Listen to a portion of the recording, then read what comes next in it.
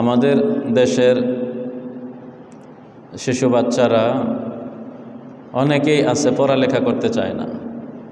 সে মাদ্রাসায়ও পড়তে চায় না, স্কুলেও পড়তে চায় না, স্কুলে যেতেই চায় না।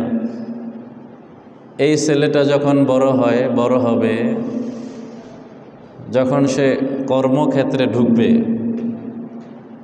তখন সে জায়গায় জায়গায় সে ধাক্কা খাবে আর বলবে মনে মনে যে আমার পড়ালেখা করা দরকার ছিল। বলবে কি না? বলবে। তো ঠিক এই মানুষটা যখন ছোটবেলা তাকে চেষ্টা করা হয়েছে যে তুমি পড়ালেখা করো, সে তখন এটা কি করে নেই? বুঝে নেই, বুঝতে পারে নাই। তার বয়স স্বল্পতার কারণে, জ্ঞান বুদ্ধি না হওয়ার কারণে। আপনার যারা বিভিন্ন ব্যাপারে ডাটা তৈরি করে, গবেষণা করে, তারা আপনার এই ব্যাপারে জ্ঞান বুদ্ধির ব্যাপারে একটা ডাটা তৈরি করছে পুরো পৃথিবীতে, যে কে কতটুকু ব্রেন বুদ্ধি ব্যবহার করছে।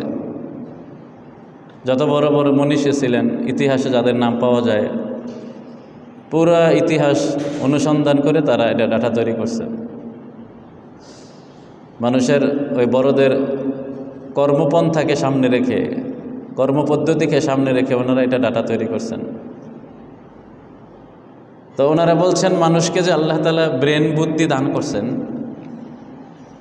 এই টোটাল ব্রেন বুদ্ধির কেউ 5% ব্যবহার করে, কেউ 10% ব্যবহার করে, কেউ 15% ব্যবহার করছে। তো এইভাবে তারা একটা জরিপ তৈরি করছে যে কেউ 5% ব্যবহার করছে, কেউ 10%, কেউ 15%। সর্বোচ্চ ব্যবহার হয়েছে ব্রেন 30%। মানুষকে যে আল্লাহ তাআলা ব্রেন বুদ্ধি দিয়েছেন, তো এর মধ্যে সবচেয়ে বেশি যিনি ব্যবহার করছেন উনি 30% ব্যবহার করছেন, আর 70% উনি ব্যবহার করেন নাই, করা দরকার পড়ে নাই বা লাগে নাই।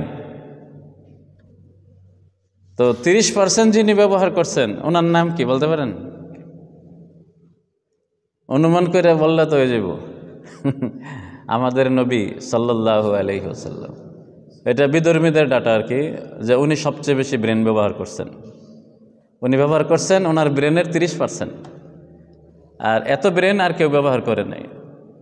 আর ওনার কাছাকাছি যারা ব্যবহার করছে 15%, 17% এমন ব্যবহার করছে, কেউ 10% ব্যবহার করছেন। তো তার ব্রেন বুদ্ধি আল্লাহ তাআলা মানুষকে যে পরিমাণে দিয়েছেন, দুনিয়াতে ওই পরিমাণে কি হয় না? ব্যবহার হয় না, লাগে না। আচ্ছা, আল্লাহ তাআলা যে এত ব্রেন বুদ্ধি দিলেন, এটার কম পার্সেন্ট মাত্র ব্যবহার হইল, তাহলে এত ব্রেন আল্লাহ তাআলা কেন দিলেন?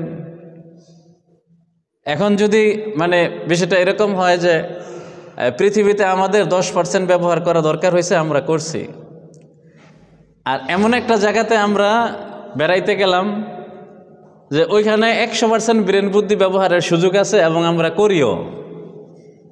আচ্ছা, আমরা 10% ব্রেন বুদ্ধি ব্যবহার করে আমার প্রয়োজনীয়তা যতটুকু অনুভব করছি বা আমার ভালো মন্দ আমি যতটুকু নিজে নিজে বিচার করছি, তা আমি যদি কোনো একটা এলাকাতে বা দেশে যাওয়ার পরে আমার আরও 90% যেটা ব্যবহার হয় না ওইটা যদি ব্যবহার করার সুযোগ হয়, তাহলে কি আমাদের ত্রুটির অনুভূতিটা আরও বেশি হবে না? যেটা বললাম যে একটা ছোট ছেলে, তাকে চেষ্টা করা হয়েছে, পড়ালেখা করে নাই, তো সে যখন বিবাহ শাদী করছে, কর্মজীবনে গেছে, তো সে ঘাটে ঘাটে পথে পথে সে অনুভব করতেছে যে আমি পড়ালেখা না করে অনেক কি করছি, ভুল করছি। আমার এই পড়ালেখা না করাটা আমার জন্য এটা জীবনে ক্ষতির কারণ হইতেছে জায়গায় জায়গায়। এখন এই যে আমরা পড়ালেখা করছি বা করি নাই, যারা দুনিয়াতে যে চললাম, এখন এখানে ওই ছেলেটা ছোটবেলা পড়ালেখা না করার কারণে ধরেন যে সে 10% বুদ্ধি ব্যবহার করছে জীবনে, তো এই 10% ব্যবহারের কারণে সে ঘাটে ঘাটে বুঝতেছে যে সে পড়ালেখা না করে ক্ষতি করছে, নিজের ক্ষতি হয়েছে এটা।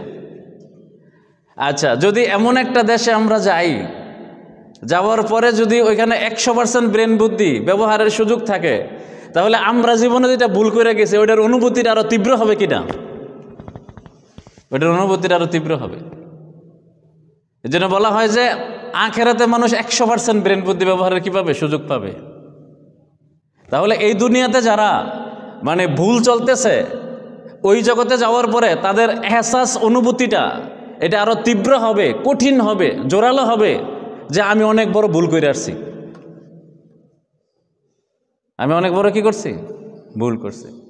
মানুষ যে ভুল মানে করতেছে এবং সে যারা ভুল করে মারা যাবে তারা আপনার এন্তেকালের পরে আল্লাহ তাআলাকে বিভিন্ন রকমের কথাবার্তা বলবেন। এর মধ্যে টুকটাক কিছু কথা আল্লাহ তাআলা কোরআনে জানাই দিয়েছেন যে যারা ভুল করে গেছে এরা কি কি আল্লাহর কাছে বলবে, আর আল্লাহ তাআলা কি উত্তর দিবেন এটা কোরআন শরীফের মধ্যে আছে। আমি মাঝে মধ্যে ওই সমস্ত জায়গা থেকে পড়ি, এমনিতে আমার দিলটা একটু নরম, যারা আমার সাথে চলে সবাই জানে, বা কিংবা যারা আমাদের মানে ইসলাম মাইন্ডে চলাফেরা করে তারা যদি ইসলামের খেলাপ করে আমার নিজেকে নিয়ন্ত্রণ করতে কঠিন হয় যে আপনি কেন ইসলামের খেলাপ করবেন, একটু রাগটাগ করি আর কি। তো ওই ক্ষেত্রে অনেকে মনে করে যে আমি একটু চেতা মানুষ, কিন্তু মূলত আমার দিলটা একটু নরম বেশি। তো নরম হওয়ার কারণে ওই সমস্ত জায়গায় যখন আমরা যাই, কোরআন শরীফের যখন মানুষ আফসোস করবে, আখেরাতে কান্নাকাটি করবে, তো ওই সমস্ত আয়াতগুলো যখন পড়ি তখন নামাজের মধ্যে আমাদের কান্না চলে আসে। আর কোরআন শরীফের আয়াতে তো একটা দারুণ প্রভাব আছে, শক্তি আছে, তাসির আছে, ওইটা অন্তরে প্রভাব বিস্তার করে। এখন আপনাদের ওইটা হয় না, আপনারা অর্থ বোঝেন না, যে এই জন্য আর কি আপনার কাছে আলহামদুলিল্লাহ ইয়াব কি একই। আলহামদুলিল্লাহ পড়লে আপনার কাছে যেমন লাগে, আপনি আরবিতে ইয়াব ইয়াব কি বললো এরকমই লাগবে। ইয়াব কি মানে কানতেছে, ইয়াব কি মানে কি কানতেছে, আর আলহামদুলিল্লাহ মানে সকল প্রশংসা আল্লাহ। তো আপনার কাছে দুইটাই একরকম, আমরা তো কোনোটা মানে ইয়াব কির অর্থ কি এটা বোঝেন না, তারপর আলহামদুলিল্লাহ অর্থ কি এটা ভালোভাবে বোঝেন না, যার ধরুন ওই হালত আপনার পয়দা হয় না। এখন ভাই দোস্ত বুজুর্গ, এই বিভিন্ন জায়গায় আল্লাহ তাআলা আমাদের আফসোসের কথা, আমাদের আখিরাতের জীবনের আফসোসের কথা বলছেন যে আমরা যে মানে ভুল করে গেলাম, ভুল করে যাওয়ার পরে যে ধরা খাইলাম, ধরা খাওয়ার পরে আমরা আল্লাহ তাআলার দরবারে কান্নাকাটি করবো যে আল্লাহ আমরা তো ভুল করে আসছি, আপনি একটু মানে আমরা অনেক সময় বলি না যে কষ্ট করে আমার বিলটা একটু ফাঁস করে দেন। তো আল্লাহ তাআলাকে আমরা বলবো যে আল্লাহ আপনি একটু কষ্ট করে আমাদেরকে আবার দুনিয়াতে পাঠান। তখন আল্লাহ তাআলা বলবেন যে যেই জগতে তোমাদেরকে পাঠাইতাম ওই জগৎটাকে ধ্বংস করে দেওয়া হয়েছে, যে জায়গাতে তোমরা বসবাস করতে ওই জায়গাটাই আর নাই। তো কাজে তোমাকে পাঠাইবো কই, পাঠানোর সুযোগই নাই। আর আল্লাহ তাআলা বলবে যে এটা মানে সুযোগ নেই, তোমরা বলতে পারো কিন্তু এটা কাজ হবে না। এই জন্য ভাই দোস্ত বুজুর্গ, আমরা আপনাদের মানে হাতে পায়ে ধরে বলি, মানে কর্মক্ষেত্র মানে যেগুলো জায়েজ আছে এটা কোনোটাই তার নিষেধ না। আপনারা কাজ করবেন, ব্যবসা করবেন, করেন, টাকা পয়সা অনেক কামাইবেন, কামান, কিন্তু নামাজটাও পড়েন, পাশাপাশি নামাজ পড়েন, রোজা রাখেন, তারপরে হালাল হারাম বাইসা চলেন, হালালের উপরে চলেন, জায়েজের উপরে চলেন, হারাম থেকে বেঁচে থাকেন, মাকরু থেকে বেঁচে থাকেন। তো এই বিষয়গুলো আমরা খুব মানে খেয়াল করি। আমাদের দুনিয়ার এই জীবনটা এটা মানে কোরআন ও হাদিসের ভাষায় এই দুনিয়ার জীবনটা, এই দুনিয়াটা, এই যে টাকা পয়সা ধন সম্পদ, এটার কোনো ভ্যালু নাই আল্লাহর কাছে। নবী সাল্লাল্লাহু আলাইহি ওয়াসাল্লাম এই কথা বলছেন যে দুনিয়া সৃষ্টি করার পরে এইটার দিকে সুনজর আল্লাহর একবার আল্লাহ তাকায় নাই, মহাব্বতের নজরে, ভালোবাসার নজরে, সুনজরে আল্লাহ একবারও তাকান নাই দুনিয়া সৃষ্টি করার পরে। আর এটার দাম আল্লাহর কাছে একবারে নাই। নবী সাল্লাল্লাহু আলাইহি ওয়াসাল্লাম বিভিন্ন হাদিসে মানে বলছেন বিভিন্নভাবে উদাহরণ দিয়া। একবার আমাদের নবী সাল্লাল্লাহু আলাইহি ওয়াসাল্লাম সাহাবায়ে কেরামের সাথে তিনি যাচ্ছিলেন, তো রাস্তার মধ্যে একটা আপনার ছাগলের বাচ্চা, মানে মরা ছাগলের বাচ্চা এখানে পড়ে রয়েছে এবং এটার কানও কাটা ছিল, আর মানে অর্ধাবর্তী ধরেন যে পয়সা গেছে এমন অবস্থা। তো নবী সাল্লাল্লাহু আলাইহি ওয়াসাল্লাম জিজ্ঞেস করছেন যে তোমরা কেউ এই মরা বাচ্চাটাকে, ছাগলের এই মরা বাচ্চাটাকে তোমরা কেউ 1 টাকা দিয়ে কিনবে? 1 দিরহাম, নবী সাল্লাল্লাহু আলাইহি ওয়াসাল্লাম 1 দিরহাম দিয়ে তোমরা কেউ কিনবা? তো ওনারা বলছেন যে হুজুর মানে না, এটা তো কেউ নিবে না 1 টাকা দিয়ে, এটা ফ্রি দিলেই কে নিব? মরা ছাগলের মরা বাচ্চা আপনার মানে পয়সা গেছে অর্ধেক, তো এটা ফ্রি দিলে কি আমরা কেউ নিব নাকি? কেউ নিবে না। তো নবী সাল্লাল্লাহু আলাইহি ওয়াসাল্লাম মানে কথাটার অনুভূতি যেন বেশি হয়, এজন্য উদাহরণ দেখায় মানে উনি কথা বলছেন। অনেক নসিহত এমন আছে যে উদাহরণ দিয়ে উনি বলছেন, যাতে করে বুঝতে, শ্রোতাদের বুঝতে সহজ হয়, কঠিন না হয়। তো নবী সাল্লাল্লাহু আলাইহি ওয়াসাল্লাম বলতেছেন যে তোমরা যেরকম নাকি এই ছাগলের মরা বাচ্চাটা 1 টাকা দিয়ে কেউ নিবে না, তোমাদের ফ্রি দিলেও কেউ নিবে না, তোমাদের কাছে যেমন এটার কোনো দাম নাই, একবারে বেদামি, পুরা পৃথিবীটা আল্লাহর কাছে এর চেয়ে বেশি বেদামি। পুরা পৃথিবীটা আল্লাহ তাআলার কাছে কি এর চেয়েও বেশি বেদামি, কম দামি। আর আমাদের কাছে মানে এটা কত দামি, কি বলেন? হাজার হাজার কোটি টাকা এটার দাম। সিংলাবো 1% জায়গা বসলে কত দাম, তো এটার দাম নাই কিভাবে? হ্যাঁ, তো ওই যে আপনার ইলন মাস্ক না জানি কে, আপনার মানে বিধর্মী ধনী লোক আর কি, হইতে পারে উনি অথবা অন্য কেউ, বাস্তব ঘটনা আর কি। তো ওনার পকেট থেকে 25 লাখ টাকা পড়ে গেছে। তো উনি হাঁটতেছিলেন একটু গতি বাড়াইয়াই, তো পরে উনি টের পাইছেন যে টাকা পড়ছে। তো উনি তাকাইয়া পরে সামনে হাঁটতেছেন। তো পরে জিজ্ঞেস করলো সাথের লোক যে এতগুলো টাকা পড়ছে, নিলেন না যে? ওই টাকাগুলো উঠাইতে গেলে আমার যে সময় লস হবে, 25 লাখ টাকা উঠাইতে গেলে, এটা না উঠাইলে আমার এর চেয়ে বেশি লাভ হইব। অর্থাৎ উঠাইতে গেলে যে সময়টা লস হইব, এই সময় আমি এর চেয়ে বেশি কামাই করতে পারব। সুতরাং এটা পড়ে গেছে, এটার পিছনে দৌড়ান দরকার নেই, এটা গেছে। তার মানে ওনার কাছে 25 লাখ টাকা কি কিছুই না, আমাদের কাছে অনেক কিছু। কি বলেন, অনেক কিছু না আমাদের কাছে? আমি এই কথাটা বুঝাইতে চাইতেছি, অনেক দামি জিনিস অনেকের কাছে এটা দামি না। তো ঠিক এরকমভাবে আমাদের দুনিয়ার মানুষের কাছে দুনিয়াটা অনেক দামি হইতে পারে, আল্লাহর কাছে এটা কোনো কি না, দামি না। আল্লাহর কাছে এটা কোনো দামি না।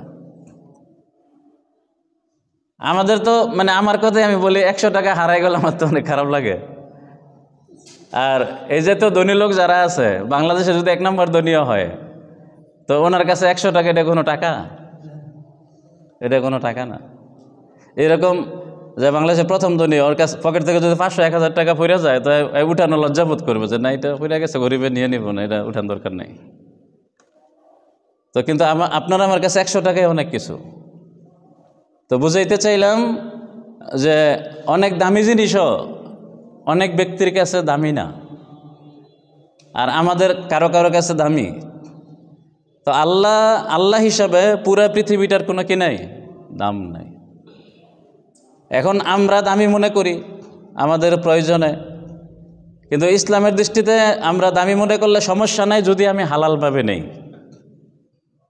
আমার দরকার হিসাবে নিলাম, কিন্তু হালাল তরিকায় নিলাম, যেন হারামভাবে না হয়, অপছন্দনীয়ভাবে না হয়। এই জন্য সবচেয়ে ভালো হইল যে মানে দুনিয়া আমার কাছে যত বেশি জমা হোক অথবা যত কম জমা হোক, এটার ভালোবাসা যেন অন্তরে না থাকে। আপনার কাছে আছে, থাকুক, ব্যাংকে থাকুক, বাড়িতে থাকুক, আপনি ব্যবহার করেন, কিন্তু এটারে দামি মনে করা, এটার পাওয়ারে মানুষকে তুচ্ছতাচ্ছিল্য করা, অহংকার করা, মানুষকে মূল্যায়ন না করা, এটা ক্ষতির কারণ হবে। যদি এমন কেউ হইয়া যায় যে টাকা পয়সা হওয়ার কারণে ওর কাছে বিরা যায় না, ওর কাছে গিয়ে 2টা কথা বলা যায় না, তো এটা কিন্তু ক্ষতির কারণ হবে। এটা না হওয়া চাই।